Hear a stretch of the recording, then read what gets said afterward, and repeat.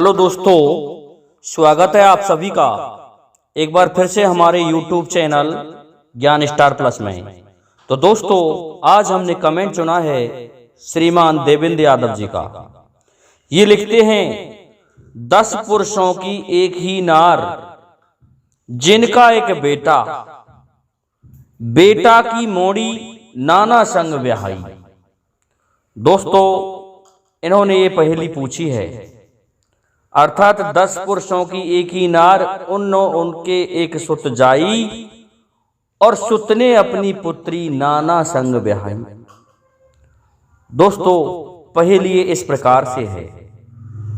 तो दोस्तों, इस धार्मिक पहेली का उत्तर जानने से पहले यदि आप हमारे चैनल पर नए हैं तो आप सभी से मेरा निवेदन है कि दोस्तों, हमारे चैनल को हमारे उत्साहवर्धन के लिए सब्सक्राइब जरूर कर दें। दोस्तों, क्या हुआ, प्राचीन समय में सृष्टि के प्रारंभ में एक बार इस पृथ्वी पर वृक्ष ही वृक्ष हो गए। और दोस्तों, एक राजा थे जो कि पृथु से 24वीं पीढ़ी में उत्पन्न हुए, जिनका नाम श्रीमद् भागवत खंड के द्वितीय खंड में प्राचीन बरही बताया गया है। जब चंद्रवंश का वर्णन हम पढ़ते हैं, क्या हुआ, प्राचीन बरही ने तपस्या करके समुद्र की पुत्री सवर्णा से विवाह किया था। और दोस्तों, सवर्णा से 10 पुत्रों की उत्पत्ति हुई। उन पुत्रों का नाम एक ही दिया गया था, जिन्हें प्रचेता कहते थे। दोस्तों, प्रचेता धनुर्वेद के बहुत ही बड़े ज्ञाता थे। उन सभी की एक जैसी गति थी, एक जैसा ही वो कार्य करते थे। क्या हुआ दोस्तों, उन्होंने एक बार तपस्या करने के लिए वो समुद्र के जल में अंदर जाकर के तपस्या करने लगे, और उन्होंने 10,000 वर्ष तक तपस्या की। जब वो तपस्या पर करने पर चले गए तो इस पृथ्वी पर वृक्षों की संख्या में वृद्धि होने लगी। ये पृथ्वी वृक्षों से ढक गई। यहां तक है, सूर्य का ताप भी पृथ्वी तक नहीं पहुंचता था, वायु भी नहीं बहती थी। जब वो वापस तपस्या से खड़े हुए और पृथ्वी पर आकर के देखा कि वो देखते हैं कि पृथ्वी पर वृक्ष ही वृक्ष हो गए, तो उन्होंने क्या किया, वायुदेव को और अग्निदेव को प्रकट किया अपनी तपस्या के फल के द्वारा। और वायुदेव ने क्या किया दोस्तों, वेग से बह करके वृक्षों को उखाड़ना प्रारंभ कर दिया। वृक्ष उखड़ते गए और अग्निदेव उन्हें जलाते गए। इस प्रकार इस पृथ्वी पर वृक्षों की संख्या कम रह गई। यह सूचना वृक्षों के राजा सोम अर्थात चंद्रमा के पास पहुंच गई। तो चंद्रमा उन प्रचेताओं के पास आए और कहने लगे, हे प्रचेताओं, तुम तो पृथ्वी को वृक्षों से हीन किए देते हो, यह ठीक बात नहीं है। तुम ऐसा करो। तो उन्होंने कहा, कैसा करें?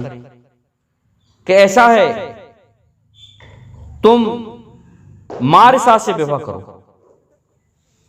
तो दोस्तों, उन्होंने उनके कहने से मारिसा से विवाह कर लिया। और जब 10 प्रचेताओं ने मारिसा से विवाह किया तो सोम कहने लगे कि इस मारिसा से एक पुत्र उत्पन्न होगा जिसका नाम दक्ष होगा, और वह दक्ष इस पृथ्वी पर फिर से सृष्टि में वृद्धि करेगा।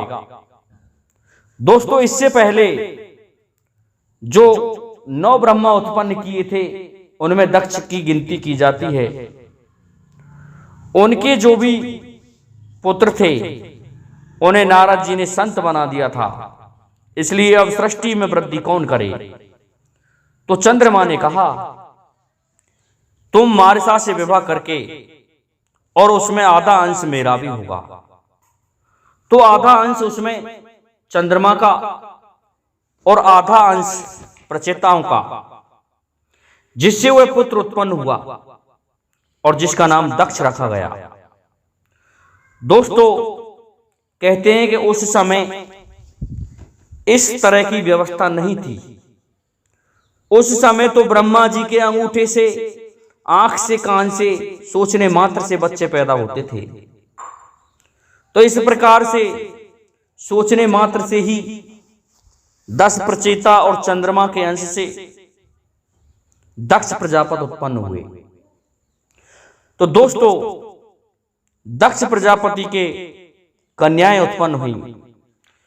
कहते हैं कि 12 कन्याएं उन्होंने धर्म को दी थी और जितने भी देवता थे, यहां तक है सती भी जो भगवान शिव को ब्याही थी, वह भी राजा दक्ष की ही पुत्री थी। और दोस्तों, 27 कन्याएं चंद्रमा को दे दी। अब दोस्तों, चंद्रमा के अंश से ही दक्ष उत्पन्न हुआ और दक्ष से ही कन्याएं उत्पन्न हुई। तो एक रिश्ते में चंद्रमा नाना हो गया और दूसरे रिश्ते में दामाद हो गया। दोस्तों, इस जगह पर एक बहुत अच्छी पहेली और लगती है कि बोए करेला उपजे कद्दू, पेड़ बना पेठा का और बाप जवाई बेटा का। श्रीमान देवेंद्र यादव जी, ये पहेली भी यहीं जाकर के लगती है, क्योंकि उस समय इस तरह की व्यवस्था थी। वृक्ष 2 पैर वाले, 1 सींग वाले जो भी उत्पन्न हुए थे चंद्रवंश के, वो सभी उसी समय उत्पन्न हुए थे। तो वह चंद्रवंश कहलाया। इस प्रकार से नाना के लिए अपनी 27 कन्याओं को, अर्थात नाना को 27 कन्याएं ब्याह दी। और तब कहा गया है कि एक स्त्री जिसके 10 पति, जिनका एक बेटा, और बेटा ने अपनी पुत्री नाना संग ब्याही। दोस्तों, ये पहेली इस जगह पर लगती है, परंतु विडंबना कैसी है उस समय की विडंबना, कि उस समय ऐसे ही लड़का लड़की हो जाया करते थे। दोस्तों, इसके लिए एक नया शब्द आया है द्वितीय खंड में, आयोनिज। आयोनिज उन्हें कहा जाता है जो सोचने मात्र से, देखने मात्र से, सुनने मात्र से और सूंघने मात्र से ही संतान उत्पन्न हो जाती थी। यह आयोनिज व्यवस्था थी। लेकिन इस व्यवस्था को उसी समय समाप्त कर दिया था जब माता महाशक्ति ने, आदिशक्ति ने ब्रह्मा, विष्णु, महेश और गणेश जी को उत्पन्न किया था। उसी समय यह कह दिया था कि अब सोचने मात्र से या किसी छाले या फपोले मात्र से संतानें उत्पन्न नहीं होंगी।